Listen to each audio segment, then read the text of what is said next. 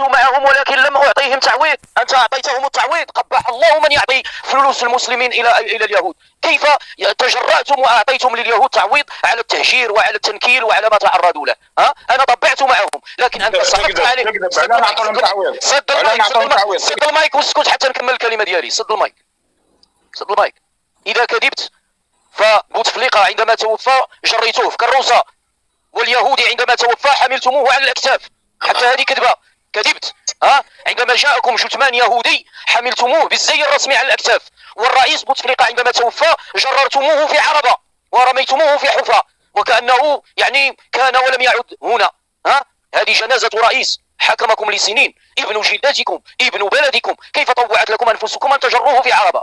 هل هي يعني هذه لماذا لم يحمل على الأكتاف كما حملتم اليهودي؟ إذا المغربي الحمد لله يده نقية، اليد ديالو نقية إلى يومنا هذا. نحن طبعنا وأنتم صرفتم الأموال، وإلى يومنا هذا الغاز الجزائري يذهب إلى إسرائيل بأثمنة تفضيلية وبوساطة عربية. تجي تقول لي أنا اش كنعطي لإسرائيل؟ اش غنعطي لإسرائيل؟ السردين؟ اش غنعطي لإسرائيل؟ أنا المطيشة ولا نعطيها بطاطا؟ ما عندي ما نعطي لإسرائيل. سد المايك وصبر كما صبرت أنايا. أنا صبرت وخديتها معاك. أنا حتى اللايف ما بقيتش قادر نطلع لايف بقوة الضغط ديالكم، ولا زلت صابر رغم أن حتى اللايف ما بقيتش نقدر نطلعه. لا أنا صابر، ما عنديش مشكل. عندما نتكلم عن يوسف بن تاشفين أدرسكم درسا بأن يوسف بن تاشفين عاصمته في المغرب، وهو ابن الصحراء المغربية، وعندما وصل سن الشباب ولاه عمه. سير قرا على عمه. من هو عم يوسف بن تاشفين؟ سير قرا. من يكون أبو بكر بن عمر اللمتوني؟ من يكون؟ أين حكم؟ وأين كانت دعوته؟ وإلى أين كانت تمتد دعوته؟ فلا تبقى هنا في التاريخ شيئا للأسف. تعرف غير يوسف بن تاشفين. نتكلم عن عم يوسف بن تاشفين الذي نصب يوسف بن تاشفين كأمير في المغرب، وكان أمير بعض يعني المناطق التي أغلبيتها من الأمازيغ. يقول لك هذا يا أخي أسعد ويا إخوتي الكرام الموجودين هنا، والله أستغرب عندما يقول لك نحن جبنا لكم الإسلام من الجزائر. كيف جئتم بالإسلام من الجزائر وأنتم الآن تأخذون نظم بن عشير في مساجدكم وفي أرضكم كاملة؟ تتعلمون الإسلام عن نظم بن عشير المغربي. كيفاش جبتوا الإسلام وضاع ورجع لعندكم من المغرب ولا كيفاش؟ من أنتم الذين جئتم بالإسلام؟ أعطينا أسماء. ما كان اسم بلدكم عندما جئتم بالإسلام؟ ما هي الحملة التي قدتم على المغرب حتى أصبح المغرب مسلما؟ من هو هذا الزعيم؟ ما اسمه؟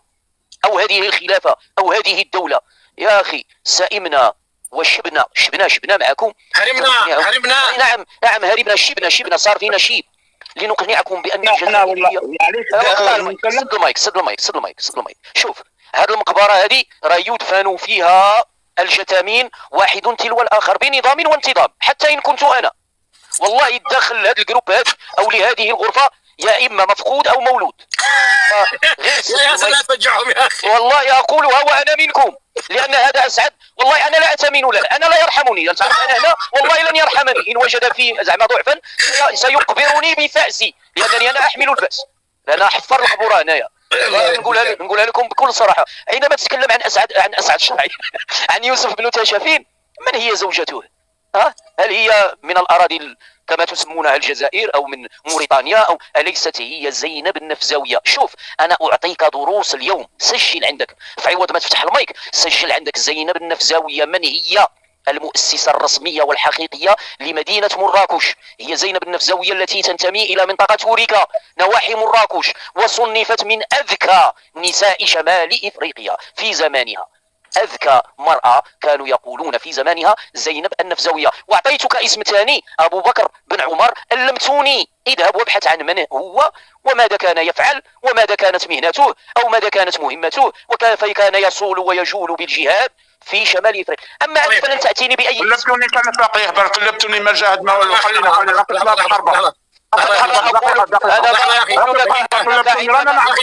أخي اسمعني. عندما تكلمت عن عقبة بن نافع فأنا قلت لك أنه قتل عندكم. أنا أغلق المايك.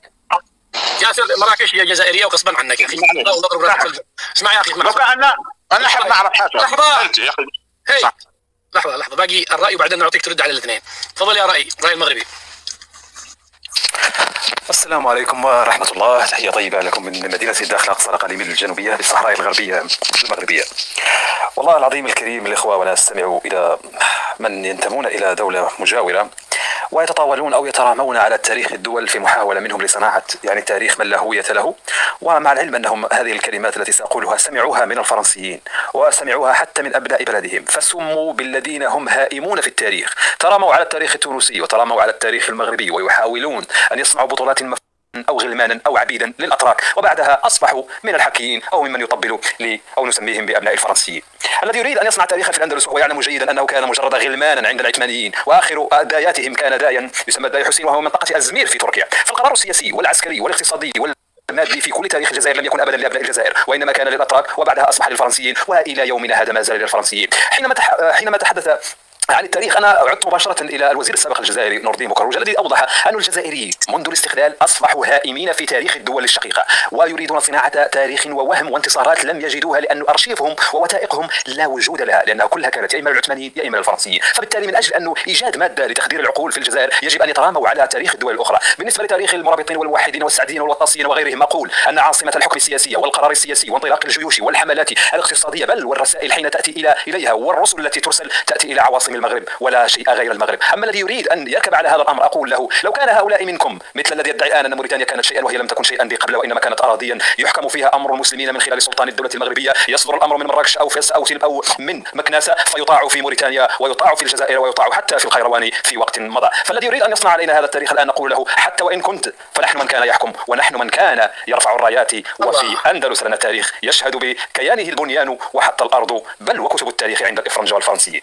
أما الذي حدثنا الآن عن التطبيع وما إلى ويحاولون الركوب عليه ودغدغة مشاعر أسعد الشرعي لحدود السعادة، زلت من تعرف هذا الشخص من يكون. هذا الشخص لا يمكن لأحد أن يقوده كما يريد، وهو يعلم جيدا أن حينما تدغدغون مشاعره بكلمات التطبيع، ونعلم أنه يختلف معنا وقراره يخصه ولا يعنينا ونحن أيضا نحترم قراره ووجهة نظره، لكن لم نكن أبدا من الشتامين واللعانين والذين بدون أخلاق والذين منحطين لا في سياسيهم ولا في شعبهم مع كامل الأسف الشديد. حينما تسبون الرجل وحينما تتطاولون على الناس وحينما تدعون الإسلام نقول سبحان الله، نعلة الله على هذا الشيطان الذي كذب عليكم وقال لكم أن الإسلام بالتسمية وليس في أخلاقكم أو في أفواهكم، لأن الإسلام من سلم الناس من لسانه ومن يده. الذي يتحدث على أنه التطبيع أصبح يتحكم في المغرب وما إلى ذلك، أقول لك أخي الكريم أن الخلاف السياسي بين النظام في المغرب بين النظام في الجزائر والمغرب لم يكن وليد اليوم أو وليد العلاقات السياسية بين الخاصة بالدولة المغربية، وإنما كانت منذ أن خرج الاستعمار الفرنسي وصوت جدك على أن تكون بلادك متعاونة مع فرنسا وفق اتفاقية شروط إيفيان، ففرضت فرنسا على جدك وأنت ورؤسائك ومن يحكمك اليوم أن تكونوا معادين للمغرب وللشعب المغربي، وأن تكونوا حجر عثرة في توحيد شمال أفريقيا وفي توحيد شعوب شمال أفريقيا، فخلقتم ما يسمى بتنظيم البوليزاريو،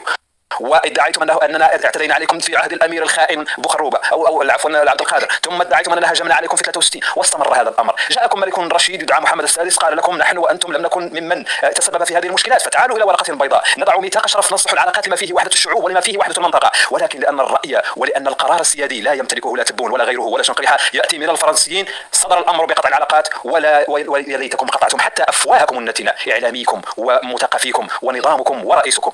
بس لا اطيل اخي.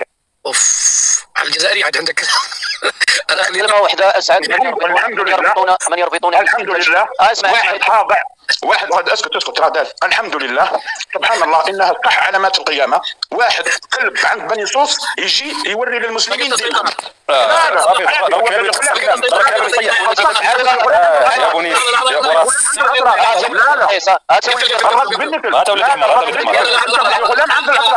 يا اخوان الرد بالنسبه لحظه الحمد لله عندي حق. لحظه انا متفاهم تخبط. واذا اعتدوا عليكم فاعتدوا عليهم بمثل ما اعتدوا عليكم. اسمع الحمد لله انت كنت غلام عند الاطراف يقول لك انت عند اليهود. اسمع يا اخي اسمع. طيب شوفوا والله العظيم اخرجتموه عن طوره بمداخلتين قاسمتين، يعني ماذا عساه ان يقول الا ان يسب؟ ماذا عساه؟ خليني نرد ما تقبل خليني نرد عندي حق الرد عندي. لا دقيقه لو سمحت الجماعه شفت كيف تكلموا معك؟ شفت اسلوب الراي المغربي كيف بيتكلم؟ يا اخي قرر شفت الفرق بين منطقك ومنطق الراي المغربي؟ هذا الراي المغربي حتى اسمه ملائم. هذا الراي المغربي يا اخي لحظه الله يرحم والديك وتقر شويه يا اخي. والله ما هو عيب ان تتعلموا الاخلاق والخطاب منهم، والله ما هو عيب.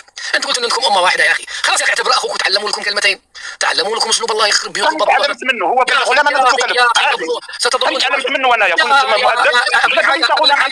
اقول لك حاجه معك بقعه في المقبره، الى المقبره الله يرحم والديك مع السلامه. يلا مع السلامه معك بقعه. والله نعتبر الاثنين هذول دفنوك والله ما عاد ماذا عساك ان تقول وانا احلتك الى مقبره سعد الشرعي. باقي الشاهد ادري اسمك واسم ابوك واليوم التاريخ ونحط لك الشاهد يحطها ياسر. الراي المغربي ياسر كان ختامها مسك. شكرا لكم، شكرا ل 6200 متواجدين معنا.